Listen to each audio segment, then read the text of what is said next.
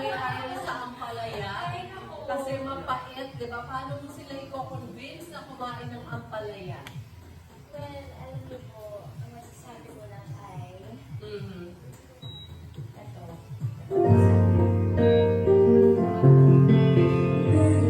Nandito ako, umiibig sa'yo, kahit na lagay ko ang puso. Kung sakaling iwanan ka na, huwag kang mag-alala, may nagmamahal